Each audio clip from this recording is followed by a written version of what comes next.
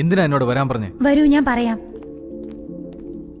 ഇവിടെ കാണുന്ന ഈ വസ്തുക്കളുടെ പിന്നിൽ ചില കഥകളുണ്ട്. ഇപ്പം ജീവിച്ചുകൊണ്ടിരിക്കുന്ന നമ്മളൊന്നും ആരുമല്ല ഈ ലോകത്ത്. അതായത് 1000 വർഷങ്ങൾക്ക് മുൻപ് ധീരതയും സംസ്കാരവും നമ്മുടെ ഈ ലോകത്തിന് പകർന്നു തന്നില്ലേ, അവരൊക്കെയാണ് യഥാർത്ഥ മനുഷ്യർ.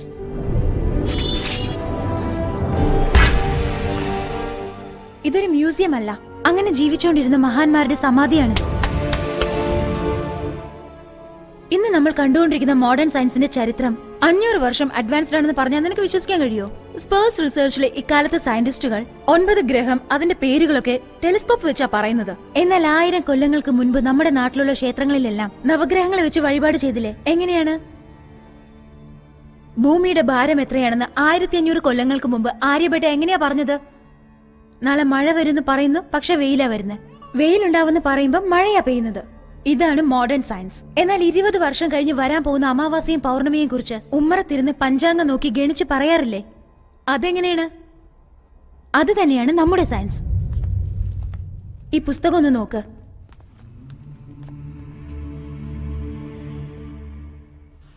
ഈ പുസ്തകത്തിനും എനിക്കും യാതൊരു ബന്ധവുമില്ല. എന്നാൽ നീയും ഈ പുസ്തകവും തമ്മിൽ നല്ലൊരു ബന്ധമുണ്ട്. ഇത് എഴുതിയത് ആരാന്ന് നിനക്കറിയാമോ? Great master Bodhidharma.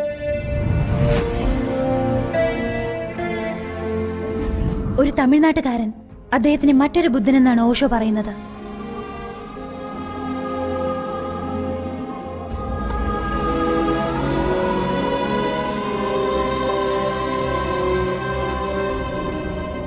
ഈ പുസ്തകത്തിൽ എന്താണ് ഉള്ളതെന്ന് അറിയുന്നതിന് മുമ്പ് ഇനിയൊരു സ്ഥലത്തേക്ക് പോകാം. എന്താ മോളെ, കരയാതെ നടക്കങ്ങോട്ട്.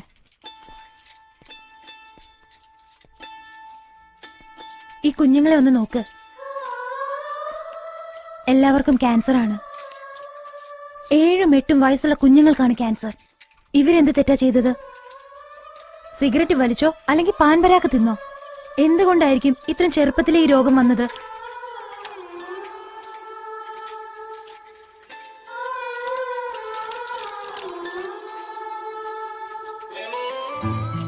ഇവര് മാനസിക രോഗമുള്ള കുട്ടികളാ.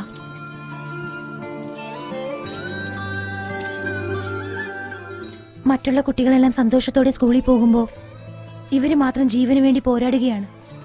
അതിനെന്തായിരിക്കും കാരണം? ജനറ്റിക് ഡിസോർഡർ, പരമ്പരാഗത പോരായ്മകൾ. ഒരു മനുഷ്യന്റെ DNA ആണ് അയാളുടെ രോഗം, കഴിവ് രണ്ടിനെ കുറിച്ചും നിർണയിക്കുന്നത്. നമ്മുടെ ശരീരത്തിലെ ഓരോ സെല്ലുകളിലും ആ DNA ഉണ്ട്. മനസ്സിലാകുന്ന രീതിയിൽ ഞാൻ പറയാം. പാരമ്പര്യ രോഗം, പാരമ്പര്യ ബുദ്ധി രണ്ടും DNA മൂലമാണ് നമുക്ക് വരുന്നത്. ഹാർട്ട് അറ്റാക്ക്, മുട്ടുവേദന, പ്രമേഹ രോഗം, ഇപ്പൊ നമ്മൾ കണ്ട കുഞ്ഞുങ്ങൾക്ക് വന്ന അസുഖമെല്ലാം ഇതിനെല്ലാം കാരണം പാരമ്പര്യ DNAയിൽ തന്നെ ഉണ്ട്. ഇങ്ങനെ പരമ്പരാഗതമായിട്ട് വരുന്ന അസുഖങ്ങളും കുറവുകളും DNAയിൽ തന്നെ മാറ്റാൻ കഴിയുമെന്നുള്ളതാണ് എന്റെ റിസർച്ച്. ഇനി പ്രധാനപ്പെട്ട ഒരു കാര്യമുണ്ട്. ഈ DNA റിസർച്ചിലൂടെ നമുക്ക് നമ്മുടെ പാരമ്പര്യ കഴിവുകളെല്ലാം തന്നെ തിരിച്ചു കൊണ്ടുവരാൻ കഴിയും. ഒരു ചിത്രകാരന്റെ, ഒരു പോരാളിയുടെ പാരമ്പര്യ DNAയിൽ പോലും ആ കഴിവുകളെല്ലാം ഇപ്പോഴും ഉണ്ടായിരിക്കും. അതിനെ ഒന്ന് നമ്മൾ പ്രചോദനം ചെയ്തു കഴിഞ്ഞാൽ ആ കഴിവുകളെല്ലാം നമുക്ക് തിരിച്ചു കൊണ്ടുവരാൻ സാധിക്കും. ഇതിനെക്കുറിച്ചെല്ലാമാണ് ബോധിധർമ്മൻ 1600 വർഷങ്ങൾക്ക് മുൻപ് ഈ പുസ്തകത്തിൽ എഴുതി വെച്ചിരിക്കുന്നത്. DNA റിസർച്ചിനെ പറ്റി 1600 വർഷങ്ങൾക്ക് മുൻപ് എഴുതിയത് ഈ പുസ്തകത്തിലുണ്ട്. ഇവരെല്ലാവരെയും നമ്മൾ ഒരു സന്യാസിമാരായിട്ട് കാണാതെ ഒരു സയന്റിസ്റ്റ് ആയിട്ട് കാണണം. ഇക്കഴിഞ്ഞ 2 കൊല്ലത്തിന് മുമ്പ് ഒരു റിസർച്ച് ഓർഗനൈസേഷൻ ബോധിധർമ്മനെ മറവ് ചെയ്ത സ്ഥലം കണ്ടുപിടിച്ചായിരുന്നു. ഇത് കണ്ടോ?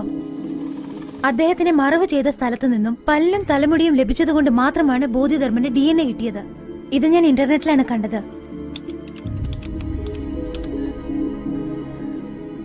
ഇത് കണ്ടോ? ഇതാണ് ബോധിധർമ്മന്റെ DNA.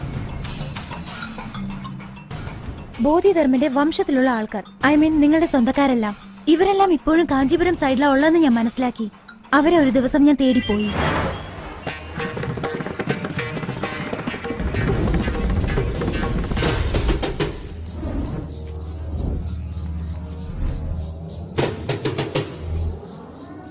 ബോധിധർമ്മന്റെ DNA പാറ്റേൺ നിങ്ങളുടെ സ്വന്തക്കാരിൽ ആർക്കെങ്കിലും മാച്ച് ആവുന്നുണ്ടോ എന്ന് ഞാൻ ചെക്ക് ചെയ്ത് നോക്കിയായിരുന്നു.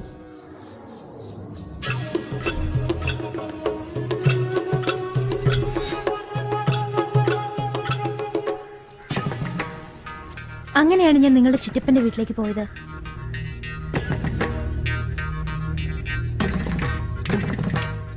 ആ വീട്ടിൽ എന്നെ ഒരു കാര്യം അതിശയിപ്പിച്ചു. ബോധിധർമ്മന്റെ രൂപസാദൃശ്യത്തിലുള്ള നിന്റെ ഒരു ഫോട്ടോ ഞാൻ കണ്ടായിരുന്നു.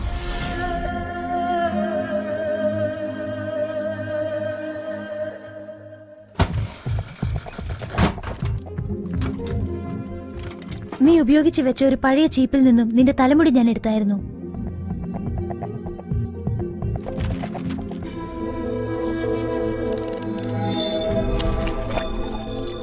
ഞാൻ കരുതിയതുപോലെ തന്നെ നിന്റെ DNA പാറ്റേണും ബോധിധർമ്മന്റെ DNA പാറ്റേണും തമ്മിൽ 80% ഒരുപോലെയായിരുന്നു. അതിനുശേഷമാണ് ഞാൻ നിന്നെ തേടിയെത്തിയത്.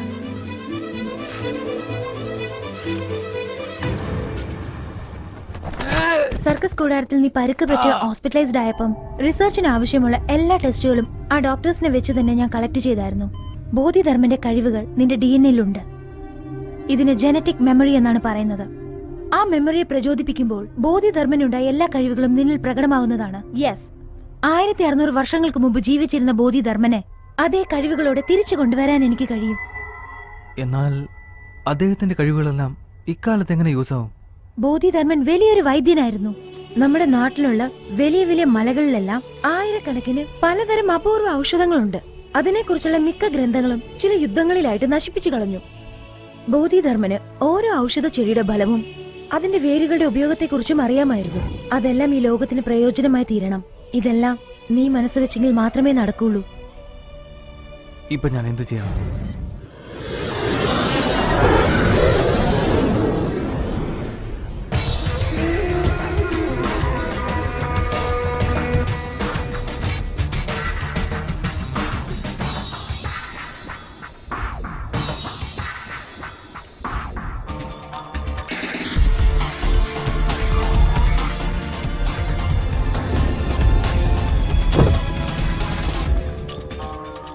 Welcome sir.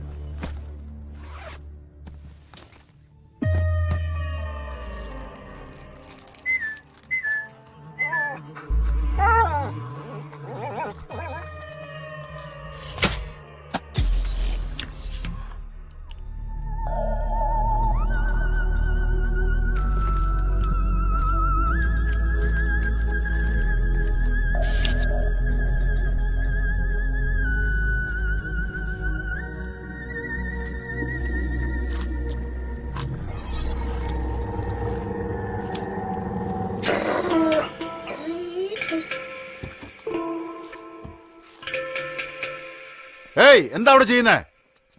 ഡാ, നിന്നോടാ ചോദിച്ചേ.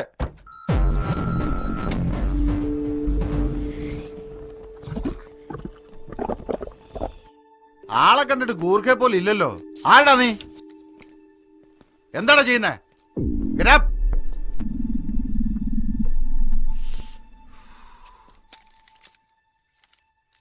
ഇതെന്താ നോക്കടോ? സിറിഞ്ച്, മരുന്ന്, ഗ്ലൗസ്, പെട്ടി.